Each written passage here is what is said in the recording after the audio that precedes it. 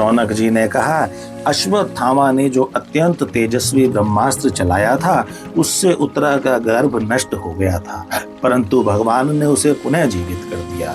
उस गर्भ से पैदा हुए महाज्ञानी महात्मा परीक्षित के, जिन्हें सुखदेव जी ने ज्ञानोपदेश दिया था, जन्म कर्म मृत्यु और उसके बाद जो गति उन्हें प्राप्त हुई वह सब यदि आप ठीक समझें तो कहें। हम लोग बड़ी श्रद्धा के साथ सुनना चाहते हैं। सूत जी ने कहा, धर्मराज युधिष्ठिर अपनी प्रजा को प्रसन्न रखते हुए पिता के समान उसका पालन करने लगे।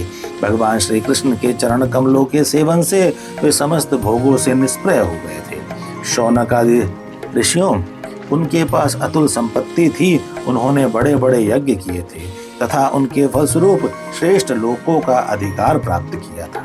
उनकी रानियां और भाई अनुकूल थे। सारी पृथ्वी उनकी थी।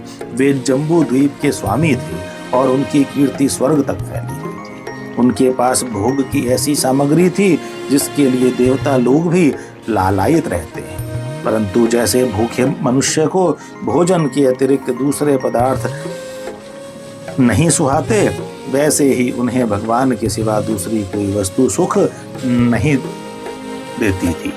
शौनक जी, उत्तरा के गर्भ में स्थित वह वीर शिशु परीक्षित जब अश्वत्थामा के ब्रह्मास्त्र के तेज से जलने लगा, तब उसने देखा कि उसकी आंखों के सामने एक ज्योतिर्मय पुरुष है।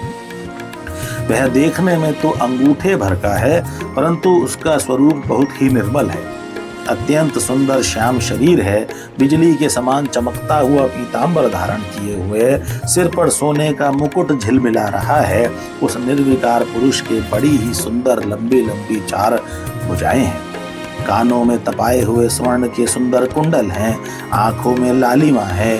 हाथ में लूके के समान जलती हुई गदा लेकर उसे बार बार घुमाता जा रहा है और स्वयं शिशु के चारों ओर घूम रहा है।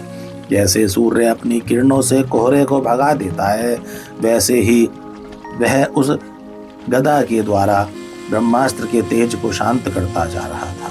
उस पुरुष को अपने समीप देखकर वह गर्भस्थ शिशु सोचने लगा कि यह कौन है। इस प्रकार उस 10 मास के गर्भस्थ शिशु के सामने ही धर्म रक्षक अप्रमेय भगवान श्री कृष्ण ब्रह्मास्त्र के तेज को शांत करके वहीं अंतर ध्यान हो गए। तदनंतर अनुकूल ग्रहों के उदय से युक्त समस्त सद्गुणों को विकसित करने वाले शुभ समय में पांडु के वंशधर परीक्षित का जन्म हुआ। जन्म के समय ही वह बालक इतना तेजस्वी दिख पड़ता था, मानो स्वयं पांडु ने ही फिर से जन्म लिया हो। पौत्र के जन्म की बात सुनकर राजा युधिष्ठिर मन में बहुत प्रसन्न हुए। उन्होंने धौम्य, कृपाचार्य आदि ब्राह्मणों से मंगल वाचन और जात कर्म संस्कार करवाए। महाराज युधिष्ठिर दान के योग्य समय को जानते थे।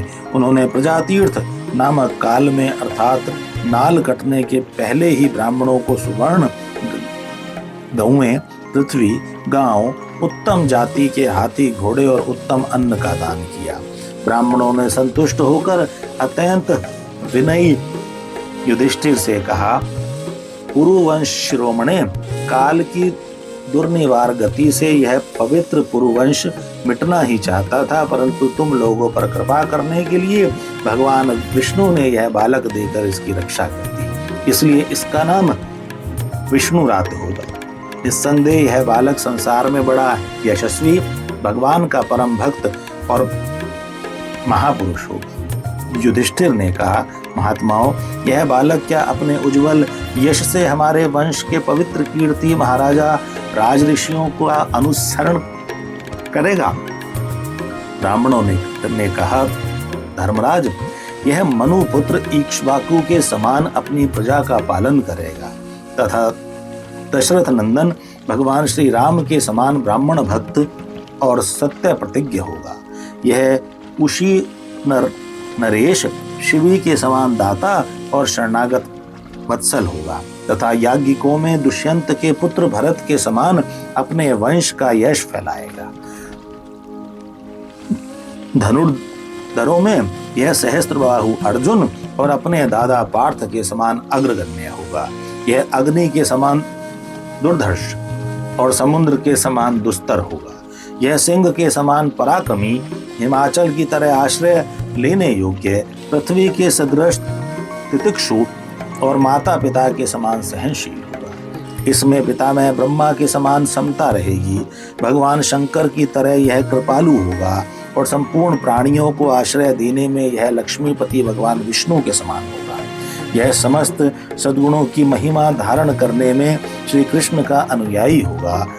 रंती देव के समान उदार होगा, ययाति के समान धार्मिक होगा, धैर्य में बलि के समान और भगवान श्री कृष्ण के प्रति दृढ़ निष्ठा में यह प्रहलाद के समान होगा। यह बहुत से अश्वमेध यज्ञों का करने वाला और वृद्धों का सेवक होगा। इसके पुत्र राजऋषि होंगे। मर्यादा का उल्लंघन करने वालों को यह दंड देगा। यह पृथ्वी माता और धर्म की रक्षा के लिए कलयुग का भी दमन करेगा। ब्राह्मण कुमार के शाप से तक्षक के द्वारा अपनी मृत्यु सुनकर यह सबकी आसक्ति छोड़ देगा और भगवान के चरणों की शरण लेगा। राजन, व्यास नंदन सुखदेव जी यह आत्मा के यथार्थ स्वरूप का ज्ञान प्राप्त करेगा और अंत में गंगा तट पर अपने शरीर को त्याग कर निश्चय ही अभय पद प्राप्त करेगा। ज्योतिष शास्त्र के विशेषज्ञ ब्राह्मण राजा युधिष्ठिर को इस प्रकार बालक के जन्म लग्न का फल बताकर और भेंट पूजा लेकर अपने अपने घर चले गए।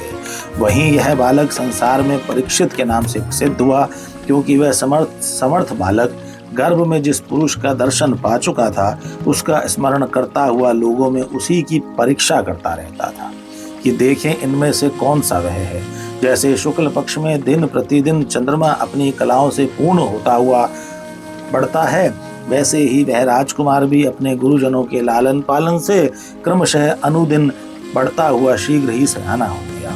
इसी समय स्वजनों के वध का प्रायश्चित करने के लिए राजा युधिष्ठिर ने अश्वमेध यज्ञ के द्वारा भगवान की आराधना करने का विचार किया, परंतु प्रजा से वसूल किए हुए कर और दंड की रकम के अतिरिक्त और धन न होने के कारण वे बड़ी चिंता में पड़ गए। उनका अभिप्राय समझकर भगवान श्री कृष्ण की प्रेरणा से उनके भाई उत्तर दिशा में राजा मरुत और ब्राह्मणों द्वारा छोड़ा हुआ बहुत सा धन ले आए। उससे यज्ञ की सामग्री एकत्र करके धर्म भीरु महाराज युधिष्ठिर ने 3 अश्वमेध यज्ञों के द्वारा भगवान की पूजा की। युधिष्ठिर के निमंत्रण से पधारे हुए भगवान ब्राह्मणों द्वारा उनका यज्ञ संपन्न कराकर अपने सुहृद पांडवों की प्रसन्नता के लिए कई महीनों तक वहीं रहे। शौनक जी, इसके बाद भाइयों सहित राजा युधिष्ठिर और द्रौपदी से अनुमति लेकर अर्जुन के साथ यदुवंशियों से घिरे हुए भगवान श्री कृष्ण ने द्वारका के लिए प्रस्थान किया।